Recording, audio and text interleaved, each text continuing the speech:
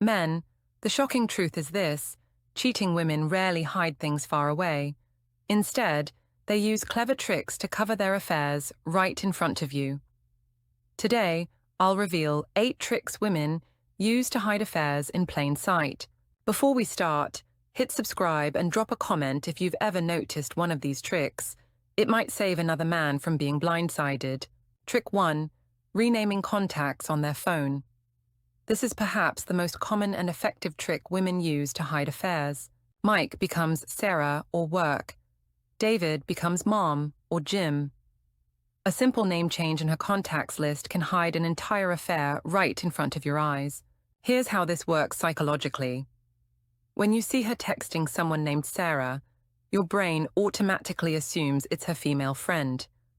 When she gets a call from work, you naturally think it's business-related. The deception is so simple that it's almost genius. The most sophisticated version of this trick involves using names that create believable stories. If she's supposedly texting her sister Jessica, you have no reason to be suspicious. If Mom is calling at 10 p.m., it seems like a family conversation.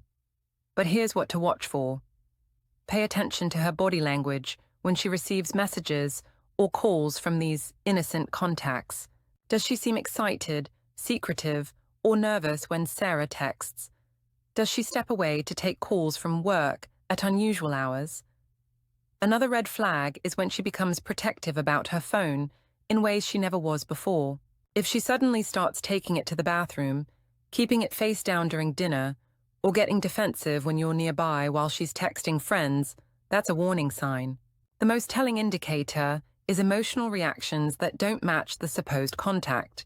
If getting a text from her sister makes her smile in a way that seems romantic, or if a call from Mom makes her speak in hushed, intimate tones, trust your instincts. This trick is effective because it requires you to actively investigate to discover the truth, which most men won't do because they trust their partner. It exploits the basic assumption that the names in someone's phone represent who they say they are. Trick 2. Using fake or innocent-looking apps. Technology has given cheating women incredibly sophisticated tools to hide affairs. Calculator apps that aren't actually calculators, hidden folders disguised as system files, or private messaging apps that look completely innocent on the home screen. These apps are designed specifically to avoid suspicion. A calculator app that requires a special code to access hidden messages and photos. A notes app that secretly stores conversations. Even photo apps that hide images inside what appears to be a boring folder of work documents. The sophistication of these deception tools is remarkable. Some apps automatically delete messages after a certain time period. Others can make photos disappear from regular photo galleries while keeping them accessible through secret interfaces. Some even have panic buttons that instantly switch to innocent screens if someone unexpected looks at the phone. What makes this trick particularly dangerous is that these apps are designed by people who understand exactly how affairs are discovered and caught. They've anticipated every way a suspicious partner might investigate and built in countermeasures. Watch for apps on her phone that seem out of character. If she's never shown interest in advanced calculators, productivity tools, or photo editing software, but suddenly has several installed, that's worth noting. Pay attention to apps she uses frequently, but never mentions or explains. Another warning sign is protective behavior around specific apps. If she quickly closes certain applications when you're around, or if she becomes nervous when you're looking at her phone and particular apps are visible, that behavior is telling you something important. The most sophisticated cheaters use apps that integrate with normal phone functions, making detection even harder. Messages that appear to be system notifications, photo storage that looks like automatic backups, or communication tools disguised as legitimate business applications. Trick 3. Blaming girls' nights or family visits. This is the classic alibi that covers late nights out, unexplained absences, and convenient excuses for being unreachable. I'm having girls' night with the ladies, or I'm visiting my sister, becomes the perfect cover for meeting someone else. The psychology behind this trick is brilliant. These are activities that you're not expected to join or verify. Girls' nights are naturally exclusive to women, and family visits often happen without partners, especially for routine visits or family drama situations. The most effective version of this deception involves establishing patterns that become routine and unquestionable. If she starts having girls' night every Thursday, after a few weeks it becomes normal and expected. If she begins visiting her sister every other weekend, you stop thinking about it as unusual. Here's what makes this trick particularly insidious. She'll often involve real friends or family members in the deception. Her friend might genuinely believe she's covering for a girls' night when she's actually covering for an affair. Family members might think they're helping with a surprise or personal issue when they're actually providing alibis. Watch for patterns in these activities that don't quite add up.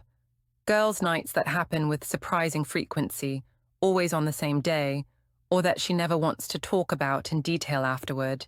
Family visits that require her to be completely unreachable for hours, or that happen without any advance planning or explanation.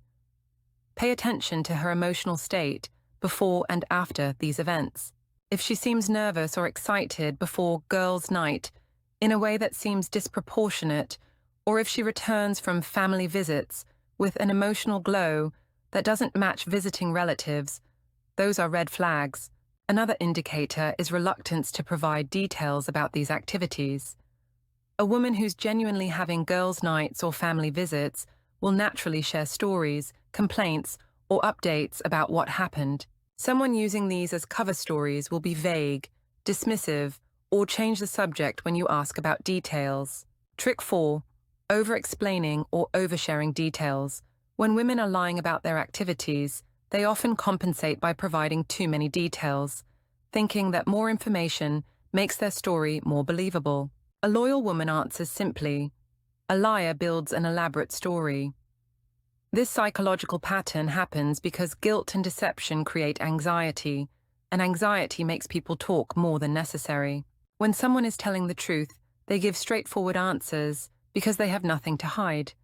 When someone is lying, they unconsciously try to convince you by adding layers of detail. Here's what this sounds like in practice. Instead of saying, "I went shopping," she might say, "I went to the mall, but first I stopped at Target to get shampoo. Then I went to Macy's, but they didn't have the dress I wanted, so I checked H&M, and then I got coffee at Starbucks where I ran into Jennifer from work, and she told me about her vacation to Florida." The over-explanation serves two purposes. It makes the lie seem more real and credible, and it gives her a detailed story to refer back to. If you ask follow-up questions later, liars often rehearse these detailed stories because they know consistency is important for maintaining deception. But here's the tell.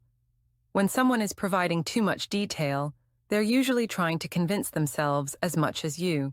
The excessive information is a psychological defense mechanism against the guilt and anxiety of lying. Watch for stories that seem unnecessarily detailed for routine activities. If she's giving you a minute-by-minute breakdown of a trip to the grocery store, or if she's providing extensive explanations for simple errands, that level of detail is often covering something else. Another red flag is when the details don't quite make sense under examination. Times that don't add up, locations that don't match, or activities that would be impossible in the time frame she's describing. Liars often get caught up in their elaborate stories and lose track of logical consistency. Pay attention to how she responds when you ask casual follow-up questions about her detailed stories. Someone telling the truth will answer naturally and consistently. Someone who's constructed a detailed lie will often become defensive, change details, or seem annoyed that you're asking questions about something she just explained thoroughly. Trick 5. Hiding evidence in plain sight. This might be the most psychologically sophisticated trick of all. Instead of hiding evidence of the affair in secret places, smart cheating women hide it right in front of you, mixed in with everyday items where you'd never think to look. Receipts from romantic restaurants get mixed in with grocery receipts in her purse. Gifts from the other man get placed on her dresser with other items, disguised as things she bought for herself. Hotel key cards get slipped into wallets with credit cards and membership cards, where they blend in perfectly. The psychological principle behind this is called hiding in plain sight, the idea that the best place to conceal something is often where it's most visible, because people don't examine familiar, everyday environments carefully. This trick works because you trust your shared space. You're not investigating your own home, her purse, or her car, because these are familiar, trusted environments. The evidence is there, but it's camouflaged among normal, everyday items that don't trigger suspicion. Here's how sophisticated this can get. New clothing items that appear in her wardrobe get mixed in with existing clothes, making it seem like she's just wearing things you forgot she had. Jewelry from the affair gets worn alongside jewelry you know she owned, making it invisible. Even photographs can be hidden among hundreds of normal photos on her phone. The most dangerous version of this trick involves using your own assumptions against you. If you assume that expensive gift was from her work bonus, that new perfume was something she bought for herself, or that restaurant receipt was from lunch with her mother, you're doing the work of concealing the affair for her. Watch for items that appear in your shared space without clear explanations. New things that she can't quite explain how she acquired, or that she attributes to vague sources like, "I've had this for a while," or "I got it on sale somewhere." Pay attention to her reaction when you notice or comment on new items. Someone who legitimately acquired something will naturally explain where it came from. Someone hiding the source will be vague, dismissive, or change the subject quickly.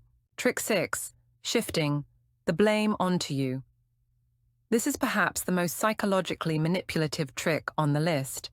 When you start noticing suspicious behavior, instead of addressing your concerns, she turns the situation around to make you the problem. "Why don't you trust me?" Or, "You're being paranoid," becomes her defense strategy. This trick works by attacking your confidence in your own perceptions and making you feel guilty for having legitimate concerns. Instead of explaining suspicious behavior, she makes you defend your right to be concerned about that behavior. The psychological manipulation here is extremely sophisticated. She's taking your natural desire to be a trusting, non-controlling partner and using it against you. She makes you feel like noticing suspicious behavior means you're a bad partner, which causes you to ignore red flags to prove you're trustworthy. Here's how this typically plays out.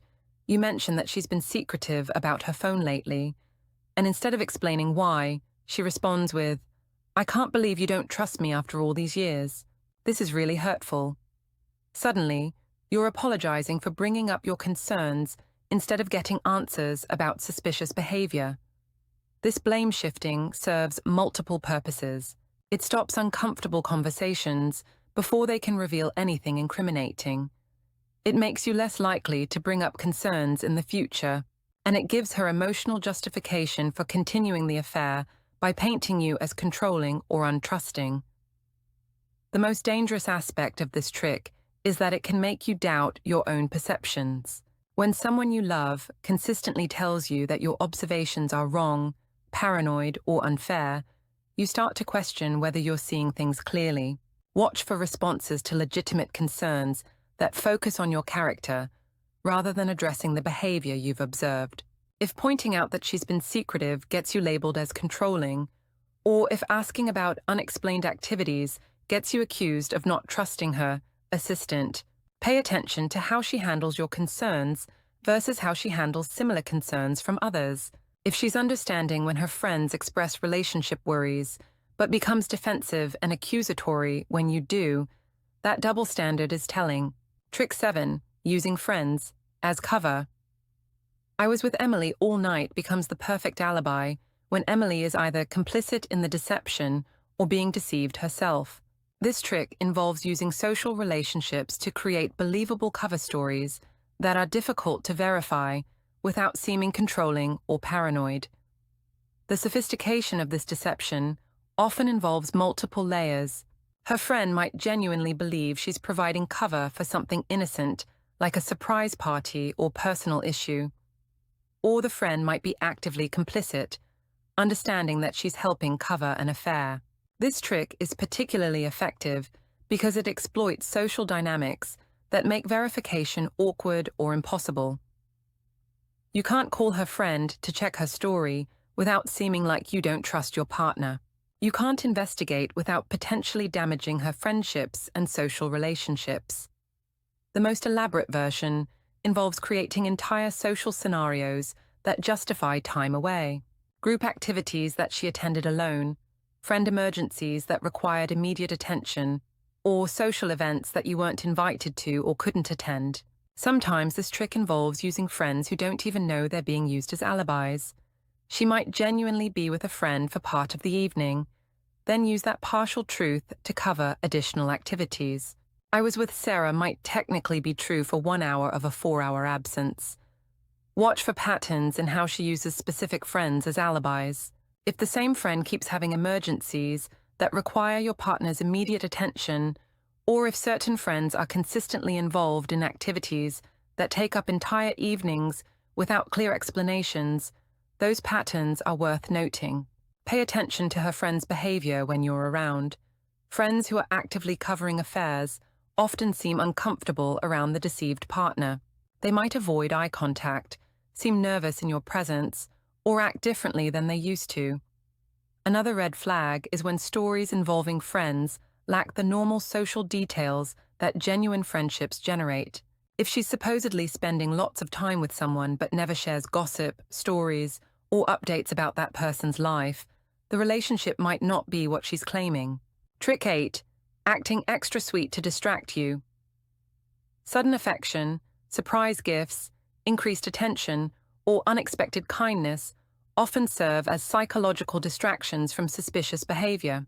This guilt-driven behavior is designed to throw suspicion off by overwhelming you with positive attention. The psychology behind this trick is complex.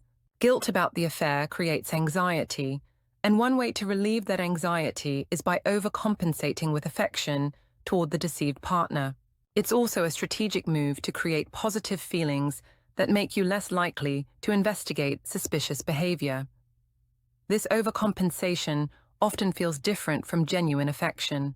It tends to be more intense, more sudden, and often coincides with periods when she's been particularly secretive or absent. The timing is the key indicator. Sweetness that appears right after suspicious behavior. Here's what this looks like in practice. After a weekend where she was mysteriously busy and unreachable, she suddenly plans an elaborate date night. After being secretive about her phone for weeks, she surprises you with an expensive gift. After being emotionally distant, she becomes unusually physically affectionate.